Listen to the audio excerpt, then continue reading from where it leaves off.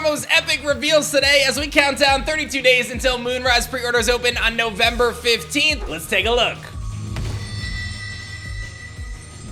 Don't forget, Kickstarter backers do get early access to these updates, and you guys can check us out for our Elestrals Clash Kickstarter in the description below. Make sure you guys back so you don't miss out on beta access before the end of the year, and even alpha access for December 1st. It's gonna be wild. Shattered Stars Scorpio is kicking off, so don't miss out on Celebration Month. Head to shopelestrals.com to pick up your Shattered Stars packs.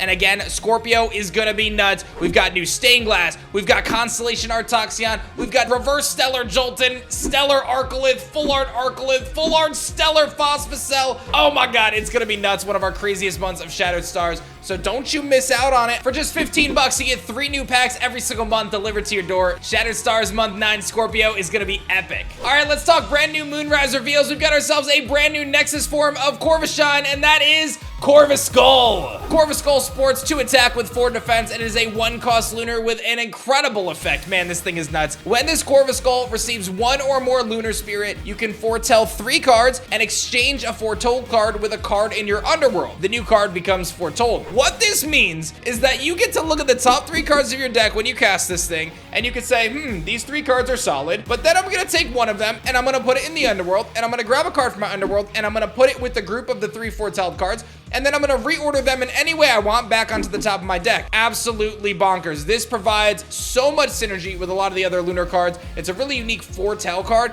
and it can pair incredibly well with cards in your underworld, especially if there's something you really like. We saw how strong Ash Rabbit was in Daybreak, and I think Corviskull is gonna actually bring that mechanic to another level by being able to stack the top of your deck with cards you've already used. Look out for Corviskull. This card's gonna be crazy. Keeping the lunar foretell hype going, we've got a brand new Nexus form of Cryptaurus and Arcturus, and that is Cryptaurus. Cryptaurus have been long revered by casters for their ability to prophesize the future with the stone carving on their back, and this guy comes in with 2 attack and 4 defense and 1 cost lunar. This Cryptaurus gets +2 attack for each time you foretold this turn. So if you pair this with an Apollo, it immediately becomes a 4 attacker. If you pair it with its second effect, it becomes a 6 attacker. So you get stacked up the more foretelling you do. You can expend a lunar spirit in order to foretell 3, and add any number of lunar Elestrals that cost at least 2 spirits foretold this way to your hand. I revealed Pulveror a little while back. We revealed a handful of 2 and 3 cost lunar Elestrals, and Cryptaurus will allow you to find them just a little bit easier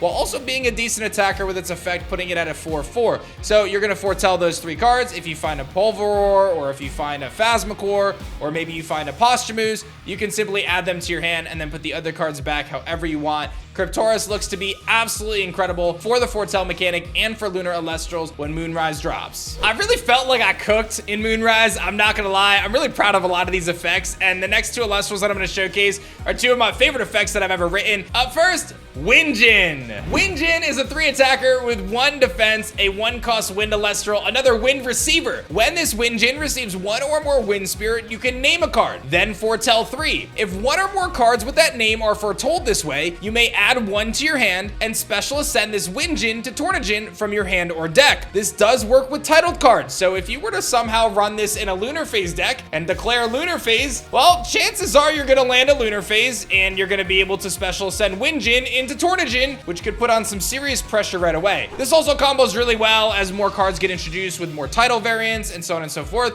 to be able to predict accurately what's on the top of your deck. But you could also pair this with something like a First Light to stack the top of your deck to ensure you're gonna nail down that prediction. But you basically cast your Windjinn, it receives a Wind Spirit, and you say, I think that there is a Pharaohgeist at the top of my deck. You foretell 3, wham bam, if you get it right, you get to ascend, and Tornadjinn is no joke.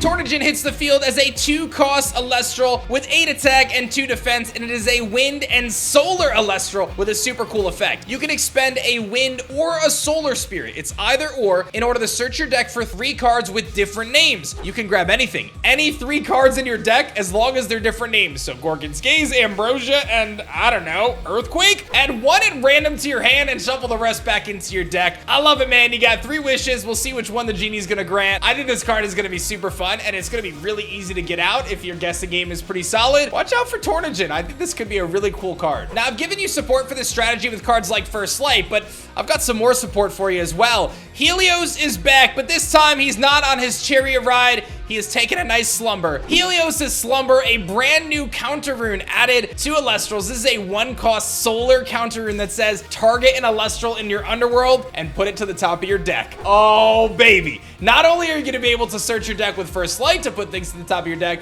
but now you can stack the top of your deck with the Helios' Slumber with cards you've already utilized from your underworld. Absolutely nuts, and it allows you to target any Elestral, not just a solar Elestral. Any Elestral in your underworld can be put right back to the top of your deck. I really can't wait to see what you guys do with this card, because I think this card has a tremendous amount of potential in Elestrals. And Helios' Slumber, he's taking a nap, but your opponent won't be when you absolutely destroy them when they see the same card that just destroyed them a previous turn. Look out for Helios' Slumber. And as if today's reveals were not epic enough, I'm gonna give you guys a brand new Stellar coming to Moonrise, and that is none other than Stellar Cryptaurus. This has got to be one of my favorite Stellar arts we've ever done. I think it's absolutely incredible. Daniel Mosby knocked this one out of the park, and as you can see, this Cryptaurus has found a different prophecy as Volclipse is a-coming, no doubt about it. Get excited for Stellar Cryptaurus and all the awesome cards we revealed today when Moonrise pre-orders open on November 15th. This is your last shout out for Shattered Stars. Don't miss out on Celebration and of course Scorpio month. It's gonna be insane. You really don't want to miss out on it. Shattered Stars is such a great deal, and we continue to raise the bar